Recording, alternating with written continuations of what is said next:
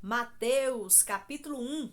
Olá, sejam todos muito bem-vindos ao nosso canal. Meu nome é Alba e esse é o canal Pouco Tempo.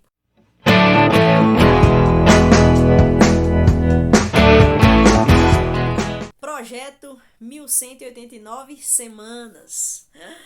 Vocês lembram, se você assistiu aí o vídeo passado, eu fiz uma introdução sobre o livro de Mateus. O outro anterior, eu falei sobre a Bíblia e falei sobre um projeto que eu tenho aí de, em 1189 semanas, apresentar cada capítulo da Bíblia uma vez por semana. É um projeto grande e esse número, porque a Bíblia é constituída de 1189 capítulos. Então, nós conseguiríamos abranger a Bíblia toda. É uma viagem audaciosa, mas já diz aí o ditado popular que para se concluir uma grande viagem, tem que dar o primeiro passo, né assim? Então estou aqui dando os primeiros passos. Vamos ver até onde irei, né? Até onde nós vamos. De repente o Senhor Jesus vem e a gente para em algum momento. Mas eu quero compartilhar com vocês hoje o capítulo 1 de Mateus, mostrando essa vinda de Jesus. Jesus, ele veio ao mundo. E os evangelhos é Mateus, Marcos, Lucas e João. Os evangelhos, eles trazem, eles explicam, eles mostram a vida de Jesus. Como Jesus nasceu, como ele veio ao mundo, o que ele fez, a sua obra de paixão, de se dar na cruz e a sua ressurreição. Então, como tudo aconteceu, é registrado nesses 4 livros chamados Evangelhos, porque Evangelho significa boas novas, boas notícias, e é a boa notícia de Deus, de que ele prometeu um Salvador e ele cumpriu essa promessa. E esse Deus maravilhoso, ele é um Deus tremendo, um Deus transcendente, um Deus todo-poderoso, mas ele se fez homem. E aí você há de concordar comigo de que nós falamos sempre de Deus, de Jesus, do Espírito Santo, e que confusão é essa? Para algumas pessoas pode ser uma grande confusão. Mas o fato é que nós cremos num único Deus. Um único Deus. Mas ele se apresenta, ele se manifesta em 3 pessoas: Deus Pai, Deus Filho e Deus Espírito Santo. E essa trindade que a gente chama, né, de trindade, a teologia vai chamar, ela vive eternamente, porque nunca foi criada, nunca teve um início, mas sempre existiu. Ela vive numa comunhão de amor, de afeto, de honra, Deus Pai honrando Deus Filho honrando Deus Pai, Deus Espírito Santo honrando Deus Filho, e assim uma comunhão extraordinária. E Deus nos cria para experimentarmos, para vivermos dentro dessa comunhão, dentro dessa vivência de amor, um amor eterno. Então Deus nos cria para que nós participemos da sua alegria, do seu amor. Então Deus, ele não precisa do nosso amor. Deus, ele não precisa da nossa companhia. Não, mas ele nos cria para sermos participantes, porque esse Deus, o tempo inteiro, uma coisa que nós vemos, uma característica forte desse Deus é que ele é generoso. Ele está disposto a dar, a se entregar, a nos dar a oportunidade de experimentar a completude, a alegria desse Deus. E aí nós vemos aqui, então, que esse Deus transcendente se faz homem. E ele se humilha em se tornar um ser humano, limitado no corpo, no tempo, né? Naquela época, mais de 2.000 anos atrás, ali na região de Israel. E ele nasce de uma família. Então aqui o capítulo 1 de Mateus vai mostrar a genealogia de Jesus, que é na verdade a genealogia de José. Aqui em Mateus mostra a genealogia de José, ou seja, os antepassados de José. E em todos os evangelhos vão mostrar isso. E sempre a genealogia é interessante que ela vai colocar o foco em alguns homens importantes na história que antecederam, né? Foram parentes sanguíneos mesmo de José, e em outro livro fala de Maria. Então, por exemplo, aqui começa com na genealogia começa com Abraão, porque Mateus ele está respondendo ao povo de Israel que duvidava de que Jesus que eles viram que eles viram a sua vida, eles viram os milagres, eles viram esse Jesus morto e mais de 500 viram Jesus ressuscitado, e era justamente isso que a igreja naquela época que foi escrito estava falando. Gente, Jesus ressuscitou. Jesus está à direita de Deus, e Jesus, ele diz que quem crer nele como Salvador tem a vida eterna. E até hoje isso causa muita confusão, porque alguém fala assim: oxe, quer dizer que eu vou ser salvo só se eu crer? Será que eu não preciso fazer algumas coisas, algumas penitências, pagar algumas coisas, algum esforço? Eu tenho que fazer algo. E Jesus diz: não, você não precisa fazer nada, tudo foi feito, você só precisa receber o que foi feito. Receber a graça de Deus, receber o perdão de Deus, receber a salvação em Cristo Jesus, é receber. Porque, como eu disse anteriormente, nosso Deus, ele é generoso. E aí cabe a nós então fazermos o quê? Receber essa generosidade que é através do amor de Jesus. E então essa genealogia ela mostra, né, alguns homens: Abraão, Isaac, Jacó, então os patriarcas.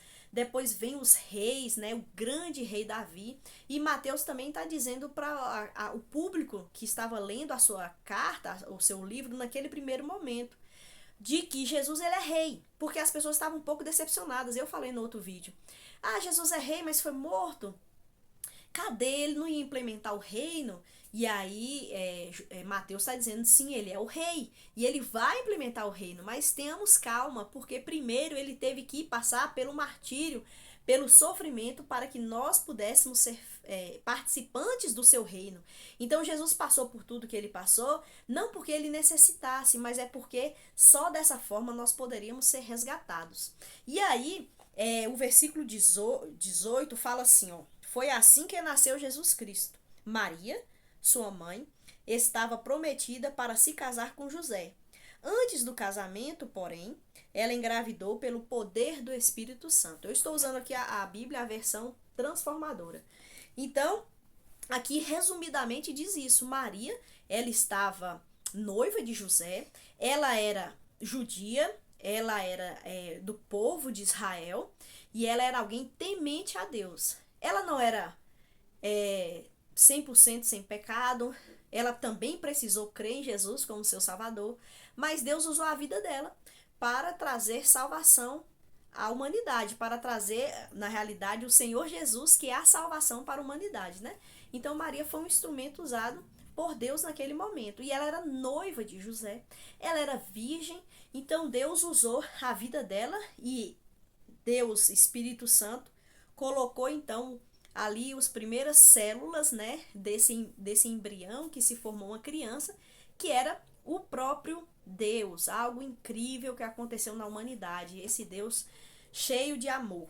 E aí o versículo 21 fala assim: ela terá um filho, isso aqui o anjo falando, e você lhe dará o nome de Jesus. Então o anjo, ele deu algumas orientações para Maria e disse: olha, o nome dele será Jesus, pois ele salvará seu povo dos seus pecados. Então, o significado do nome Jesus é o Senhor salva.